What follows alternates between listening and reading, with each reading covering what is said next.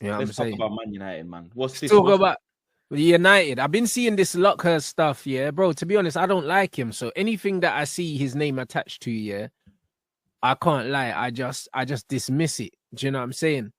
This stuff about Man United coaches losing patience with Rasmus Højlund. Last game was the first time Højlund actually got subbed off instead of Xerxes, bro. So Yeah, there might be some truth to it.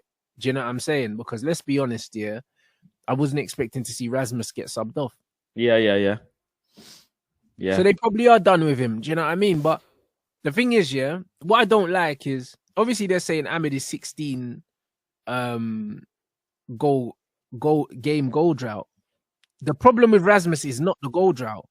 It's that he offers nothing outside of goals and he's not. Yeah. Do you know what I'm saying? Because his all-round play is the problem. The lack of goals ain't a problem because no one's really scoring. Yeah. So I can't really blame him for not scoring when no one's scoring. But he's not contributing to the football match. When you look at someone like Nicholas Jackson, you can clearly see where he's lacking, for example, like goal scoring, finishing, because Chelsea creates so much chances for him. And the chances that he misses is so evident and clear. Rasmus, it's not that.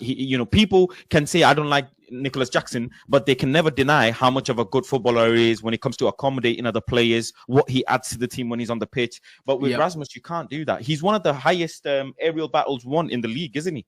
Chris Wood is the same, by the way. Chris Wood is the highest aerial duels won. But then you look at Chris Wood, he's a finisher. He finishes, he gets in the right areas, he adds to the team. He's an out-and-out 9. He accommodates his players. But Rasmus, he doesn't add anything. And this is, again, something that the manager's picking up on bit by bit. Yeah, he's late to the party, but he noticed Chido actually offers more than Rasmus Højlund. You know, some of the passes that Chido was making wasn't clear, wasn't like crisp, wasn't pinpoint. But guess what? He was involved with the play. He was involved with the game. He was involved with getting the players. He was making the right kind of movements, even though he wasn't getting the ball. His touch wasn't great. His passing wasn't great either. But you could see in his head that he had the right thing in mind, didn't it? Yes. Even he still looked really nervous and like, yeah, he looked nervous and he's not ready, innit? Like he's not ready at all, man. I think people are what I don't like about football fans, yeah, is that Chido came on, yeah, he looked nervous, he looked out of his depth, yeah, but he tried to do the right things, and people will excuse that. Do you know what I'm saying? But as soon as Xerxes came in, yeah, they were ready to hammer him immediately. Do you know what I'm saying? And that's the problem with this fan base. If you come through the youth team, yeah, people are willing to ignore what they see with their eyes, yeah, and give you the benefit of the doubt.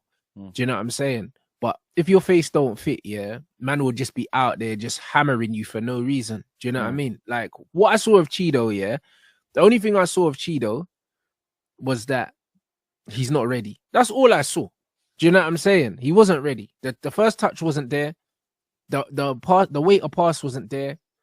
He was making good movement.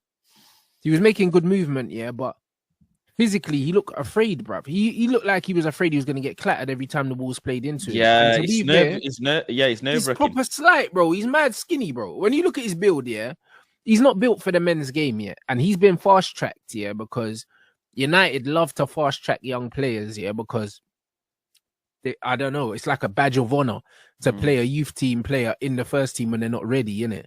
And it's just one of them things where he should have never been brought on, really. But it's one of them things where Højlund is a big issue and people are only now starting to actually acknowledge it, bro. When I called it out from pretty much as soon as we signed him, I was like, this guy's not better than Wout Weghorst. And I got cooked for it, Faz. People don't see it early, man. What you see, people don't see early, myself included, innit? People don't see it early. Even early on, I remember saying to you, Zexy thing, I'm waiting to see more. I need to see more. And then eventually he started going up gears. And then I was like, right, Rants was right about this kid. He's clearly spotted it early. And credit to you. The apologies don't come. I tweeted to you the other day saying, yo, these men don't apologize to you. No, they don't. They just insult me. Yeah. And then they start saying what I was saying 6 months before, and there's no acknowledgement for it. And that's completely fine. Do you know what I'm saying? If my skin wasn't thick, I couldn't do what I do, and I couldn't be unapologetically myself, bro. Do you know what I'm saying? Because the amount of abuse I get, yeah, for no reason. I know for a fact there are the man that were the guys that were in my comments when the Garnacho incident happened.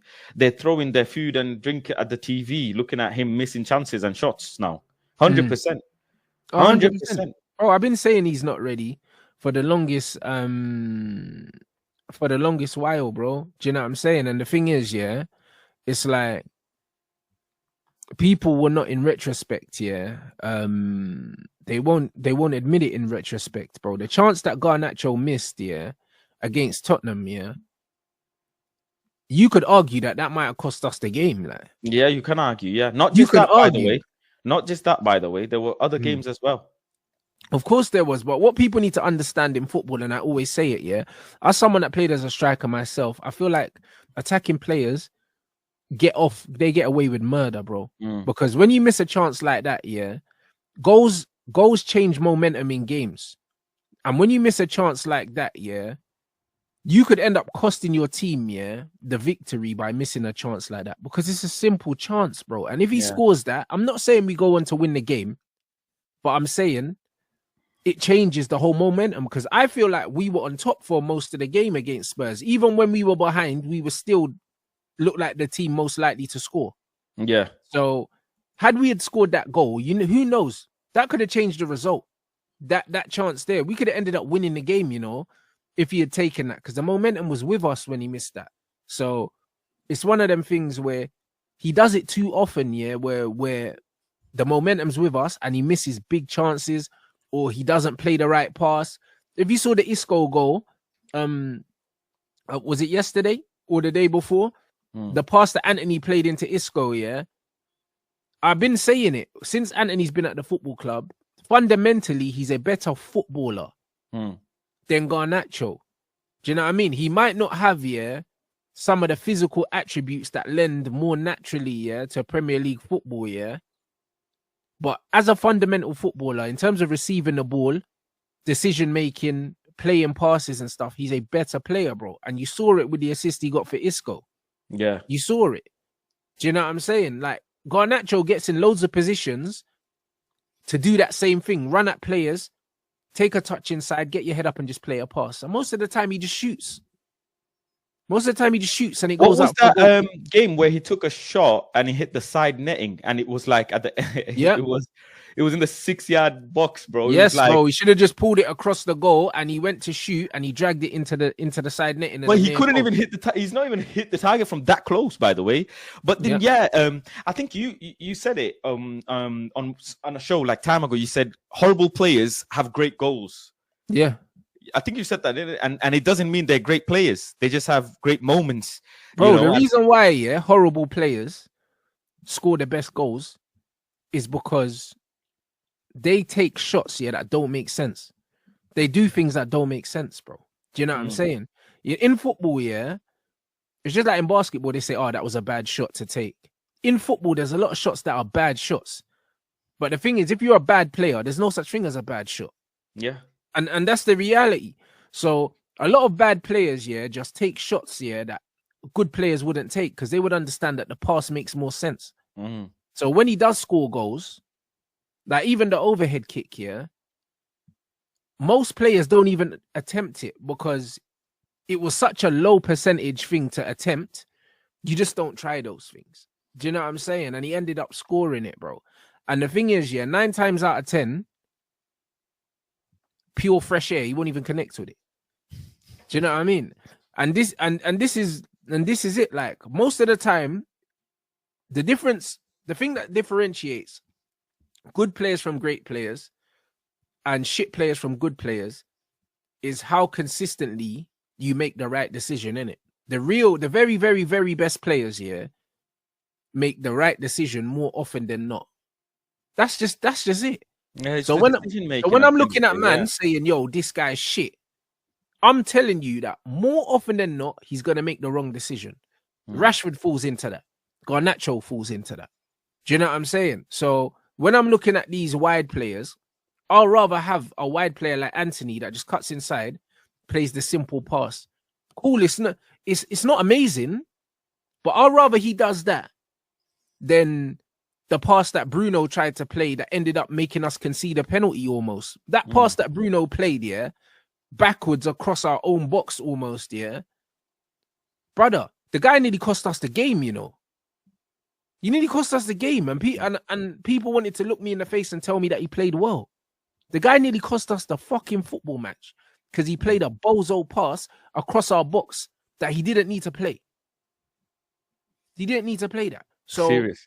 I will always judge players on the frequency, yeah, of their decision making, whether it's good decisions or bad decisions.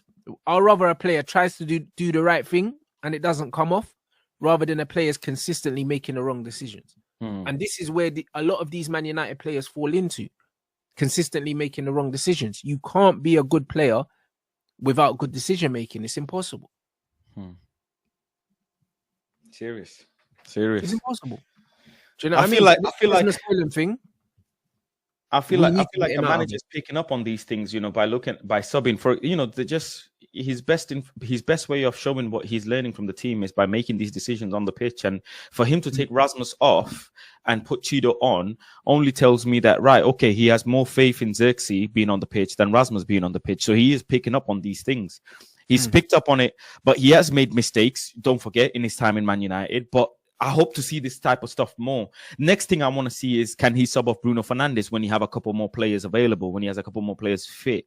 But he won't though. You saw the quotes that came out, this manager sucking off Bruno. Oh, yeah, but no matter where he plays, said a lot of things about Mason Mount. He said stuff about Mason exactly. Mount. These are red flags.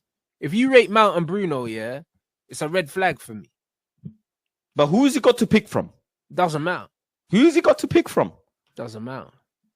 If this manager was benching Ahmad and playing other players over them, I would say, yeah, safe. You're taking the piss. But he's not.